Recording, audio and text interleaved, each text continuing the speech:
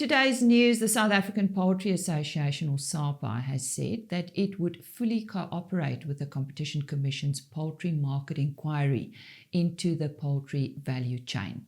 Isak Breitenbach, CEO of SAPA's broiler division, said they were, however, surprised that the Commission considered this inquiry necessary.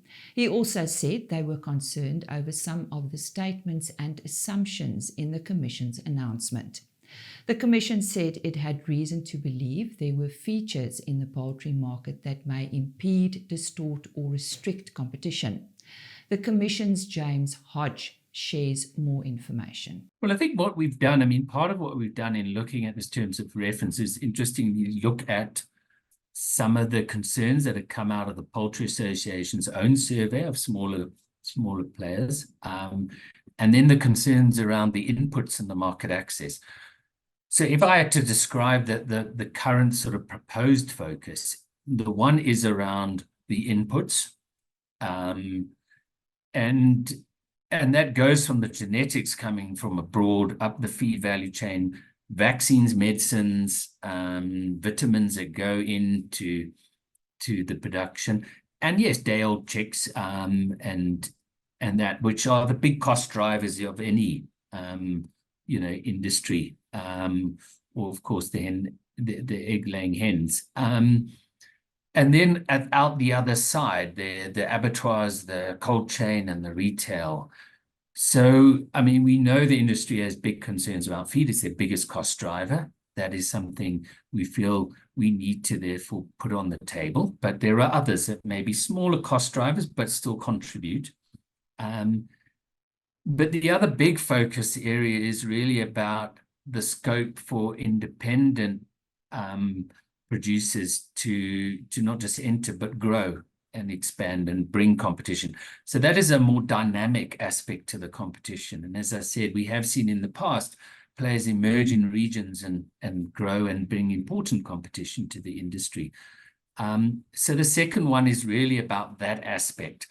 So the one specific thing we're looking at, which we put in the scope, is the market access. We know, and this is something, as I said, the Poultry Association raises, but the smaller players are saying they're worried about the pricing of feed and medicines. They're worried about access to quality day-old chicks.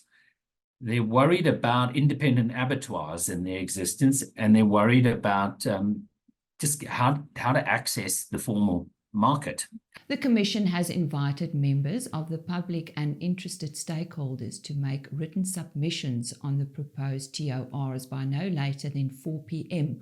on 8 March 2024. The draft proposal is also available on the Commission's website. Consumer demand for dairy products in South Africa is under pressure due to the poor performance of the South African economy and its subsequent effect on the disposable income of consumers. Dairy imports decreased by 13% in 2023, while exports increased by 8%. Chief Economist at the Milk Producers Organisation, Bertus van Heerden, shares his insight. Exports had a very good performance in 2023, despite low levels of world economic growth. On a mass basis, exports increased with 8%, moving from 53 million tons to 57 million tons. On the export earnings side, in other words, the value of the exports, that increased with 20%, moving from 2 billion rand to 2.4 billion rand. Exports markets that are improving their ranking on the importance or important export destinations include the United Arab Emirates, Saudi Arabia, both countries that 4 years ago did not even feature as an export destination for South African dairy products. The export tariff line that increased the most is cheese, that also increased with 8%. The most important export destination for South Africa is Mozambique, followed by Zambia, and then Zimbabwe. In 2023, imports came in at 52,000 tons. That is 13% less than what was imported during 2022. In value base, the imports cost us 2.6 billion rand, slightly less than the 2.7 billion rand that it cost us in 2022. Imports originated the most from France, and in value and mass, it is more than double than what was imported from the country that came in at second place, which is New Zealand. Both cheddar and full cream milk powder imports reduced drastically, with skim milk powder increasing with 27%. Of the millions and millions of UHT milk rumored to be sitting outside Durban Harbour on its way to South Africa, nothing materialized.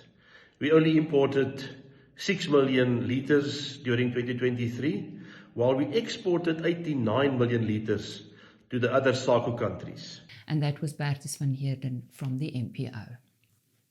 The International Fresh Produce Association, IFPA, recently announced that Jane Strydom has been elevated to serve as its country manager in South Africa. As IFPA's primary liaison person in South Africa, Strydom hopes not only to serve IFPA's current South African members well, but to also attract new members. Miriam Wolk, IFPA's Chief Membership Officer, said in a statement that Strydom has consistently demonstrated a strong commitment to member services and understands the needs of members in the region. En na 'n tydperk van swak prestasie het die Suid-Afrikaanse Wolmark gedurende van dese week se veiling verbeter. Hier is Hendrik Victor. Hartlike goeiemôre uit die wolkantoor. Nou op die 21ste wolveiling van die seisoen wat op 14 Februarie plaasgevind het die Wolmark ten spyte van 'n moeilike markomgewing, veral in Australië, verbeter en het die Cape Wool's Merino aanwyser met 1.1% vir nie gesertifiseerde wol, asook 1.3% vir gesertifiseerde wol gestyg teenoor die vorige veiling, en teen 'n skoonprys van R150,59 per kilogram en R170,76 per kilogram onderskeidelik gesluit. Die Australiese EMI het egter verder teruggesak en met 0.6% verswak teenoor die vorige veiling. En so sê Hendrik Victor. Die Departement van Landbou, Omgewingsake, Landelike Ontwikkeling en Grondhervorming het aangekondig dat 6 pas gekwalifiseerde veeartse in die Noord-Kaap aangestel gaan word. Volgens Pemelo Manankong, mediabeampte van die LER van Landbou se kantoor, het die projek 2 doelwitte. Aan die een kant kry hierdie pas gekwalifiseerde veeartse die geleentheid om onder gekwalifiseerde staatsveeartse te leer en ervaring op te bou. Terselfdertyd kry produsente in afgeleë gebiede ook die geleentheid om van hierdie veeartsdienste gebruik te maak. Manankong sê die Noord-Kaap is in 5 gebiede verdeel en die veeartse sal in elk daarvan werk. 'n Gerekende veearts en bekende in landboukringe, Dr. Jan de Pre, is van dese week onverwags oorlede. Dr. de Pre is dood in sy Pretoria woning aangetref. Hy was 'n gerespekteerde veearts in veral die suiwelbedryf en het gespog met 'n rits akademiese kwalifikasies. Hy was onder andere die stigter van die melkprodusente-organisasie se Instituut vir Suiweltegnologie, waar hy en sy kollegas oor 'n 15 jaar tydperk opleidingsprogramme ontwikkel het. Dr. de Pre het 53 wetenskaplike en meer as 600 semi-wetenskaplike publikasies die lig laat sien. Hy was ook die outeur en mede-outeur van 17 boeke. Hy was 76 jaar oud. En groot vordering is onlangs deur Aartappels SA gemaak toe Kwarantynmaatreëls wat as gevolg van die pepper ring spot virus ingestel was, opgehef is. Dirk Uys vertel ons nou meer. So, dalk net so 'n bietjie van 'n agtergrond. Ons het so jare wat gelede die pepper ring spot virus opgetel in aartappels en omdat dit 'n nuwe siekte is, was dit natuurlik 'n kwarantyinsiekte, wat beteken dat produsente nie daai aartappels mag bemark nie, en dis natuurlik 'n voorkomende maatreël dat mense nou nie die siekte versprei nie. Die situasie wat ons toe bevind het is om waar ouens nou nie hulle aardappels kan verkoop nie, is mos nou redelike ekonomiese gevolge wat dit natuurlik het.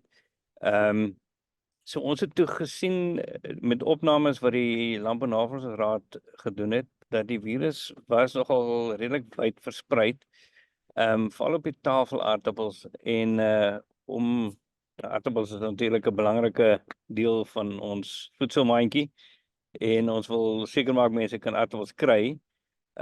So daar is in gesprekke met die Departement van Landbou, Delraad, toe besluit om die kwarantynmaatreëls op tafelaartappels spesifiek te lig, laat mense nog steeds toegang tot aartappels hê. Ons wil nou nie 'n situasie hê waar mense nie aartappels kan kry nie, want ja, dit gaan ons nou ook ander probleme hê. So hulle die kwarantynmaatreëls toe gelig op tafelaartappels spesifiek, maar ek dink dit is belangrik om te beklemtoon dat waar mense dit op saadaartappels het, daai aartappels mag nou natuurlik nie gebruik word vir saad nie, want die virus kan deur saadaartappels of moere versprei word. So dit is baie belangrik dat ons nog steeds die siekte bestuur. En so gesels Dirk Eys van Aartappels SA. Dit is dan ook vandag se nuus. Daar is bykans geen veld in die landbou wat nog nie goed nagevors is nie.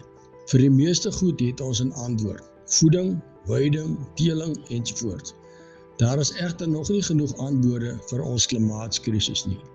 Klimaat is deesdae die grondsoort. Jy hoef nie baie slim te wees om te sien dat ons dinge anders sal moet begin doen nie.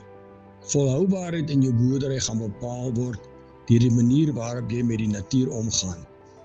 Ek wil tog boere aanmoedig om in te skryf vir die klimaatslim kompetisie. Almal kan nie wen nie, maar almal kan van mekaar leer. Net deur in te skryf wys dat die klimaat vir jou belangrik is. Jy is besig met iets op jou plaas wat jy dink ander boere ook moet weet. Vir my het die kompetisie baie beteken. Ek het soveel geleer van ander boere tydens die boeredag.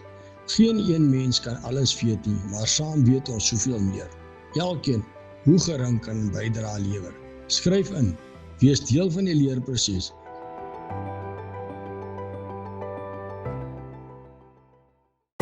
Coming, Fortuna. Some rough terrain coming up. Engage 4x4.